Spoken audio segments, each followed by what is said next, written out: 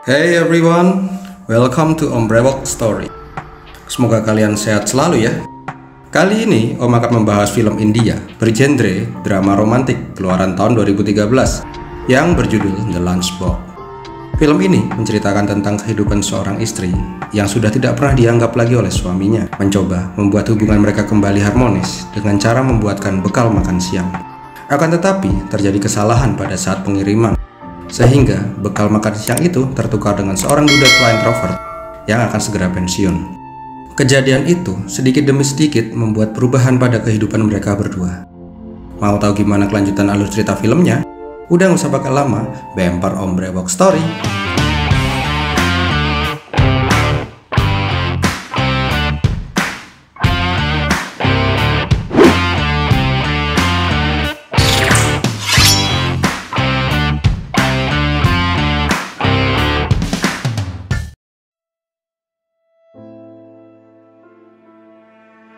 Awal kisah diperlihatkan kesibukan seorang ibu rumah tangga yang mempersiapkan keperluan anak putrinya. Setelah anaknya pergi bersekolah, dia kembali ke kesibukannya sebagai seorang istri, yaitu mempersiapkan makan siang untuk suaminya. Wanita hebat itu bernama Ila. Walaupun sudah tidak pernah dianggap oleh suaminya setelah mereka memiliki anak, Ila tetap berusaha untuk menarik perhatian suaminya lagi dengan cara selalu membuatkan bekal makanan untuknya.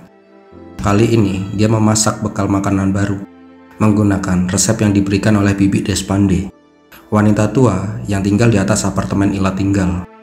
Setelah makanannya siap, Ila memberikan bekal itu ke kurir pengantar bekal. Di India ada suatu profesi pengantar bekal makan siang yang biasa disebut dabwala.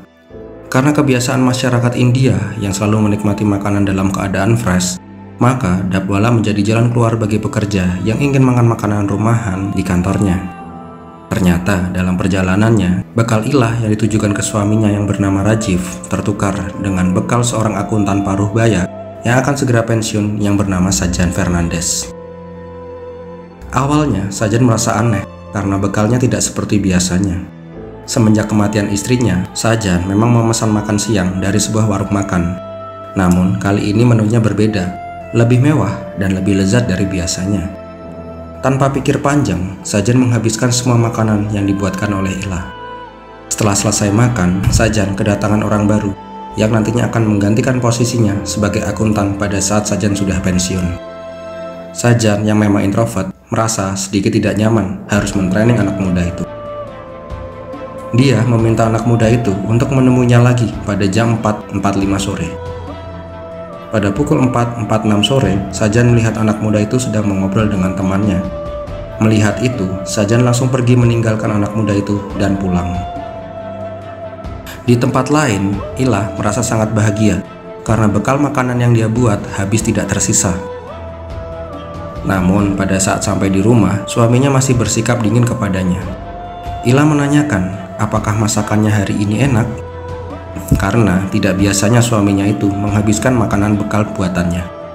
Suami Ila yang bernama Rajiv mengatakan masakannya enak, apalagi sayur kembang kolnya. Padahal Ila sama sekali tidak memasak kembang kol. Di sini dia menyadari bahwa bekal makanan yang dia buat tertukar dengan orang lain.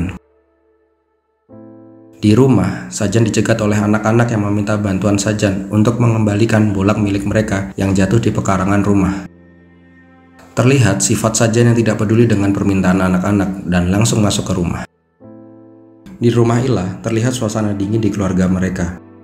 Walaupun mereka makan malam di meja yang sama, tidak ada satu kata pun yang terucap dari Ila dan Rajiv. Keesokan harinya, Sajan kembali menerima bekal makanan yang dibuat oleh Ila. Kali ini menunya lebih lengkap daripada kemarin. Tetapi di bekal itu ada sepucuk surat dari Ila. Walaupun Ila sadar bekal makanannya tertukar, entah mengapa dia merasa sangat senang karena masakan yang dia buat dihabiskan oleh Sajan. Jadi walaupun kotak bekal makanannya tertukar kembali, Ila berharap orang yang memakannya bisa menikmati masakannya. Tak disangka surat Ila berbalas. Sajan menulis pesan kepada Ila yang berbunyi, masakannya sangat enak, tetapi hari ini masakannya terlalu asin. Hal ini ia sampaikan ke Bibi Despande yang berada di atas apartemennya. Bibi Despande yang mendengar Sajan menghina masakan Ila memiliki ide untuk membuat masakan yang sangat pedas esok hari. Perintah itu dituruti oleh Ila. Keesokannya, bekal makan siang Ila masih saja dikirim ke Sajan. Terlihat Sajan yang mulai menanti-nanti bekal makanan siangnya. Apakah kali ini dia mendapatkan masakan Ila ataukah dia menerima masakan dari restoran langganannya? Pada saat jam makan siang, Sajan membuka kotak bekalnya. Dia mencari apakah ada surat balasan dari Ila atau tidak. Kali ini tidak ada surat di kotak bekal itu. Pada saat memakan masakan Ila, terlihat Sajan yang kepedesan. Sore harinya, pada saat kotak bekal diterima oleh Ila, terdapat surat dari Sajan. Dia berkata, "Untuk Ila, makanan hari ini enak, garamnya juga sudah pas, tetapi masakanmu terlalu pedas. Akan tetapi, terima kasih, kamu juga menyertakan 2 buah pisang sebagai penghilang rasa pedas." Hari keempat, bekal makanan Ila masih tertukar. Kali ini, Ila mulai berani bercerita tentang kehidupan pribadinya kepada Sajan. Dia menceritakan sikap suaminya yang selalu dingin kepadanya. Dan dia juga menceritakan tentang Bibi Despande, tetangganya yang selalu memberikan resep-resep baru untuk masakannya. Sore harinya, Ila kembali menerima surat balasan dari Sajan. Sajan mencoba menenangkan hati Ila. Sajan mengatakan bahwa mungkin saja suaminya terlalu lelah bekerja. Karena saat ini kondisi ekonomi dia sedang tidak bagus, sehingga tekanan pekerjaan semakin hari semakin berat. Sajan kemudian menyarankan untuk memberikan adik untuk anaknya. Mungkin dengan cara itu, hubungan mereka bisa kembali harmonis. Malam harinya, Ila mencoba mengikuti saran dari Sajan. Dia menggunakan baju yang dia pakai pada saat honeymoon dulu dan mencoba menggoda suaminya. Tetapi, Rajaf sama sekali tidak memperhatikan Ila. Melihat respon yang sangat dingin, Ila langsung to the point untuk memberikan adik bagi putri mereka. Mendengar itu, Rajaf mengalihkan pembicaraan dan langsung keluar dari rumah. Keesokan harinya, Sajan yang hendak berangkat bekerja terjebak kemacetan parah karena dia menggunakan bis. Karena tidak mau telat, akhirnya dia memutuskan turun dari bis dan menggunakan bajai. Tetapi dia tetap terjebak kemacetan. Tak lama terdengar suara sirine ambulans. Mendengar itu, supir bajai tiba-tiba bercerita bahwa tadi pagi dia melihat seorang ibu dan anaknya yang bunuh diri melompat dari atas gedung. Entah mengapa mendengar cerita sang supir bajai, Sajan teringat dengan Ila.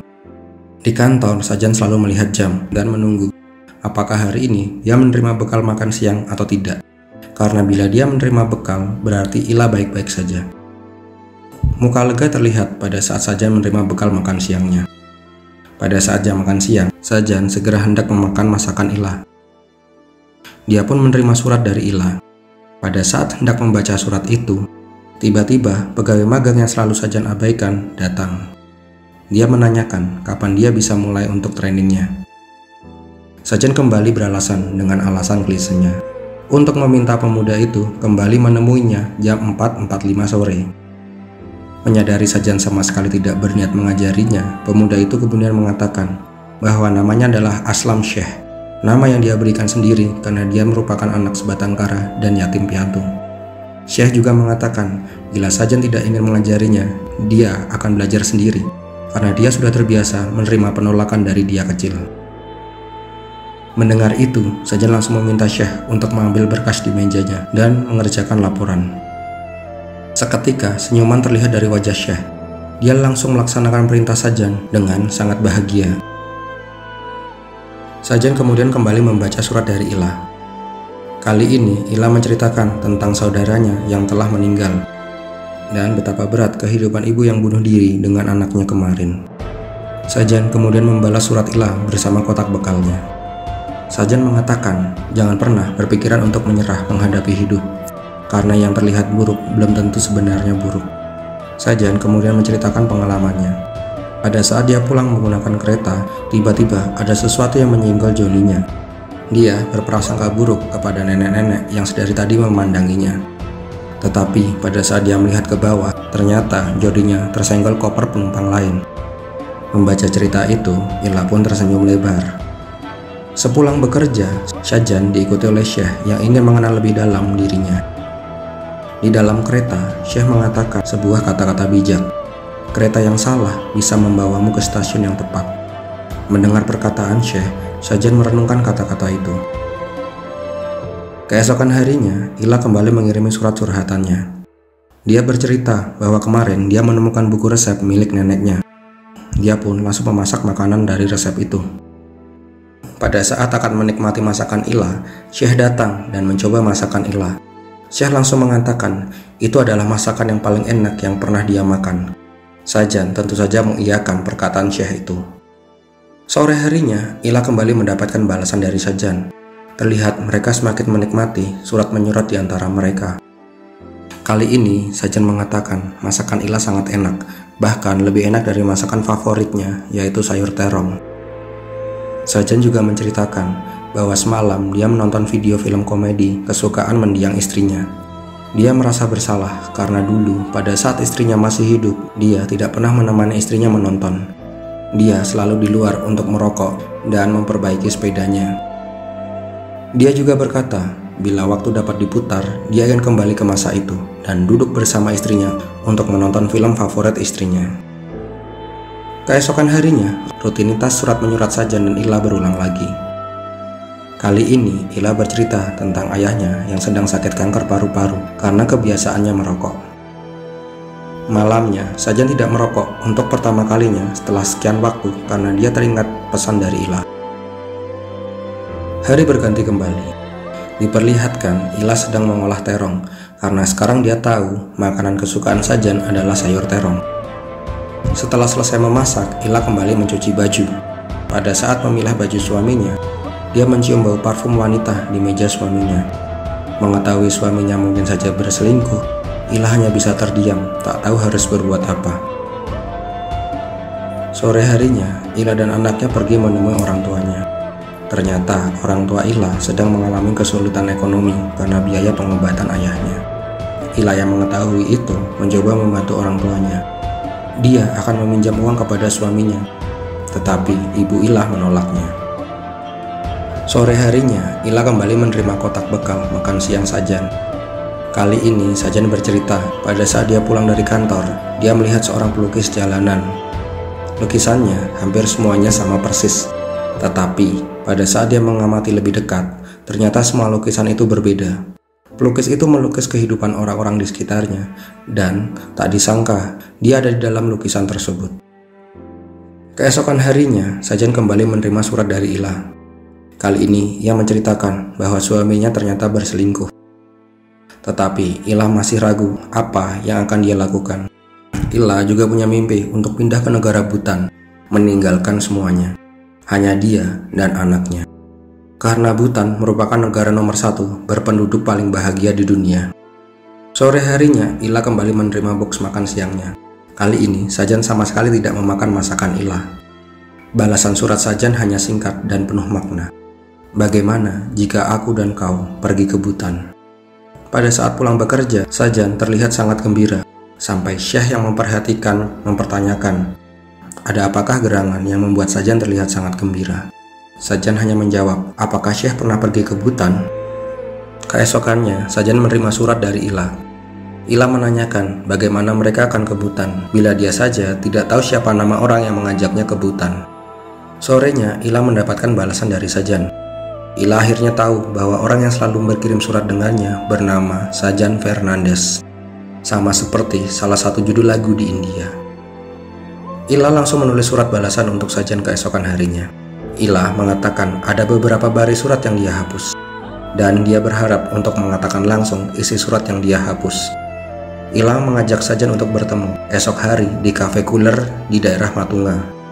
Melihat isi surat dari Ila, Sajan terlihat sangat gembira, tetapi senyumannya tiba-tiba hilang pada saat seorang office boy menyuruh Sajan untuk menemui atasannya. Pada saat memasuki ruangan atasannya, sudah ada Syekh di ruangan itu. Ternyata laporan yang dibuat Syekh sebelumnya salah semua. Melihat itu, Sajan membela Syekh dan mengatakan laporan itu dialah yang membuat dan mengambil konsekuensi dari kesalahannya. Mengetahui Syekh yang tidak bisa bekerja dengan benar membuat Sajan sangat marah. Sebagai permintaan maafnya, dia meminta Sajan untuk ke rumahnya. Syekh ini membuatkan makanan untuk Sajan. Malam harinya, di rumah Syekh, Dia bercerita bahwa dia saat ini sudah memiliki pacar yang bernama Ila. Setelah makan malam, Syekh bercerita tentang dirinya. Ternyata sebentar lagi Syekh akan menikah dengan pujaan hatinya. Karena dia hidup sebatang kara, Syekh meminta tolong ke Sajan untuk hadir di pernikahannya sebagai walinya. Karena Syekh sudah dianggap sebagai sosok yang dapat dia percaya, Sajan kemudian menerima permintaan Syekh itu. Keesokan paginya, Sajan berpakaian sangat rapi, karena siang ini dia akan menemui Ila. Siangnya di kafe Cooler, terlihat Ila yang menunggu kedatangan Sajan. Namun Sajan tak kunjung datang. Keesokan harinya, Sajan menerima kotak bekal makanan dari Ila. Kali ini kotak makan siangnya kosong dan tidak ada surat. Sajan paham Ila pasti marah. Sajan kemudian menulis surat kepada Ila. Sebenarnya pagi kemarin dia sudah siap menemui Ila. Tetapi pada saat dia masuk ke kamar mandi, dia mencium bau yang persis sama dengan bau kakeknya. Padahal kakeknya sudah lama meninggal. Begitu pula pada saat dia di kereta. Seseorang mempersilahkan dia duduk di kereta yang penuh sesak. Mungkin orang itu beranggapan bahwa dirinya sudah tua. Sebenarnya dia datang ke kafe Cooler. Tetapi keberanian Sajan tiba-tiba hilang ketika melihat sosok Ila yang masih muda dan sangat cantik. Sementara dirinya sudah tua dan dipenuhi dengan uban. Itulah yang membuat dirinya tidak berani menampakkan dirinya di depan Ila. Keesokannya, Ila sudah tidak pernah lagi menitipkan makan siang lagi untuk Sajan. Tak lama di pernikahan Syekh, Sajan menepati janjinya untuk menjadi wali di pernikahannya. Setelah itu, Sajan berpamitan kepada Syekh. Dia akan kembali ke kampung halamannya dan meninggalkan semua kenangannya di Mumbai. Di tempat lain, Ila mendapatkan kabar duka bahwa ayahnya telah tiada. Hanya dia dan anaknya yang terlihat di pemakaman ayahnya. Suaminya sama sekali tidak terlihat entah kemana. Keesokan paginya, Sajan sudah berada di atas kereta untuk kembali ke kampung halamannya. Sementara itu, di tempat lain, Ila terlihat berdebat dengan Dabwala. Ia mengatakan bahwa kotak makanannya tertukar. Tetapi Dabwala itu terus saja menolak, tidak mungkin dia salah mengantarkan bekal makanan. Ila kemudian menanyakan di manakah alamat dia mengantarkan bekal makanan miliknya. Tak lama terlihat Ila yang sudah berada di kantor Sajan. Ila tidak dapat menemukan Sajan, tetapi ia malah menemui Syekh. Syekh kemudian menjelaskan bahwa Sajan sudah pergi meninggalkan Mumbai dan kembali ke kampung halamannya. Sore harinya terlihat Sajan kembali ke rumahnya. Ternyata Sajan ragu untuk kembali ke kampung halamannya. Dan dia memutuskan untuk kembali tinggal di Mumbai karena dia tidak bisa meninggalkan kenangannya pada saat dia tinggal di Mumbai. Keesokan harinya, Sajan menerima surat dari Ila yang Ila titipkan kepada Syekh. Ila berkata, dia akan meninggalkan suaminya dan akan pindah ke Butan bersama anaknya. Di akhir cerita, diperlihatkan Sajan menemui para Dabwala. Terlihat dia seperti menanyakan sesuatu kepada para Dabwala. Di akhir film, terlihat Sajan mengikuti rombongan Dabwala. Dan filmnya pun berakhir.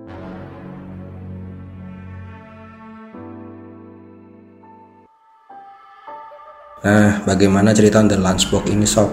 Endingnya gantung ya. Emang sih film ini penonton dipersilahkan untuk mengambil kesimpulan sendiri di ending film ini.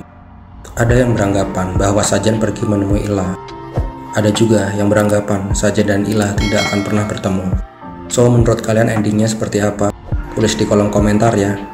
Terima kasih sudah menonton. Om Brewoks pamit. Sampai jumpa lagi di video-video terbaru Om Brewoks Story.